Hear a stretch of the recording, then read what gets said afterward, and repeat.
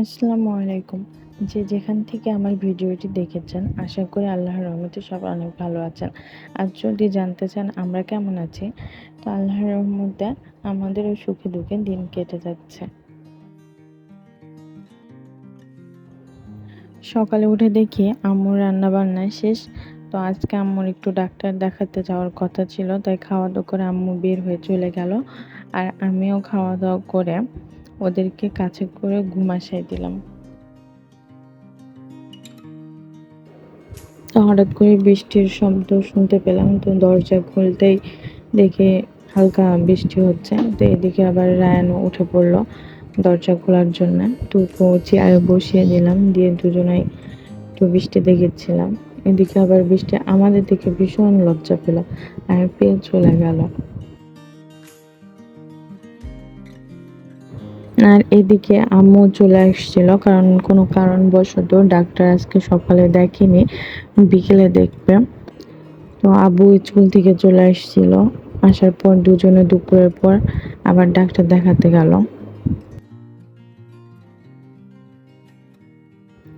আপনাদের কাছে একটা রিকোয়েস্ট করব, আমার ভিডিও যদি আপনাদের একটু ভালো লাগে তো অবশ্যই আমার চ্যানেলটি সাবস্ক্রাইব করে আমার পাশে থাকবেন।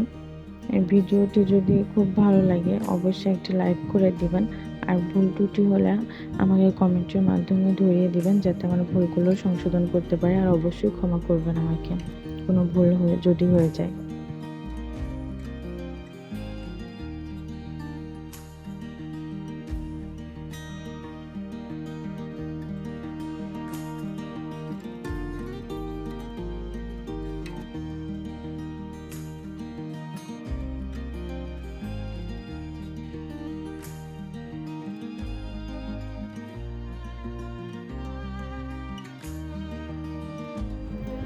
এদিকে আম্মুরা তো চলে গিয়েছে, আর এদিকে আমি মাংস বের করে রেখেছিলাম, যে মাংসটা আমি রান্না করব। তো এখানে মাংসটা প্রথমে আমি কিছুক্ষণ মাখিয়ে রাখবো।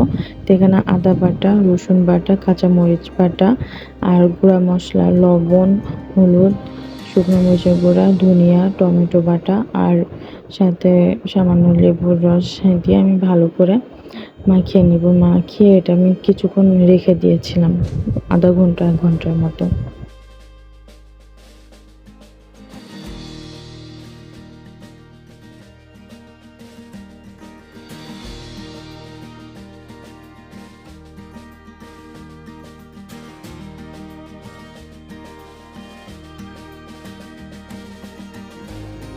এদিকে আব্বু আম্মু চলে আসছিল, আসার সময় কিছু লিচু বাজার থেকে নিয়ে আসছে।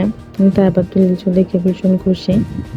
তো এদিকে কড়াই তেল গরম করে আমি পেঁয়াজ কুচি দিয়ে দিয়েছি, দিয়ে আমি মোটামুটি হালকা করে ভেজে নিব।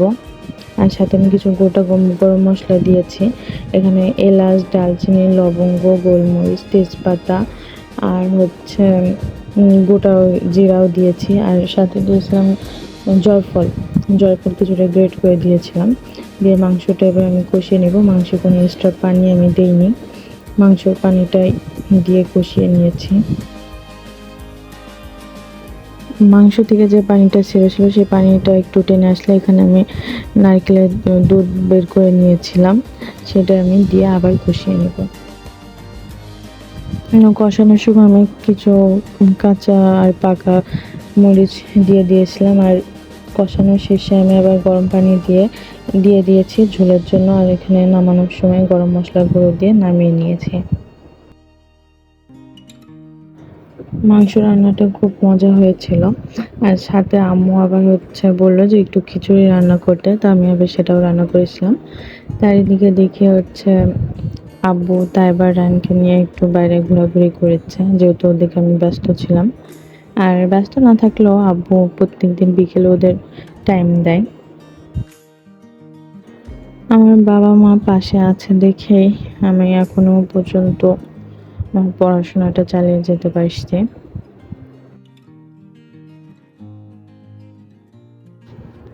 কদিন ধরে দেখেছি ফ্রিজে কটা জামরুল পড়ে আছে, তো আমি ভাবলাম একটু মাখা করা যাক। বিয়ে সন্ধ্যার দিকে আবার কি খাবো খুব মনটা করে। তো এটা আমি একটু হচ্ছে লবণ আর হচ্ছে মরিচ গুঁড়া দিয়ে মেখে নিয়েছিলাম। খেতে কিন্তু ভালো লাগলো, কারণ জামরুলে তো নিজস্ব কোনো স্বাদ নেই। আর এই তো রাত্রেবেলা খিচুড়ি, গরম গরম খিচুড়ি আর মাংস। আজকের ভিডিও পর্যন্তই। আল্লাহ হাফেজ।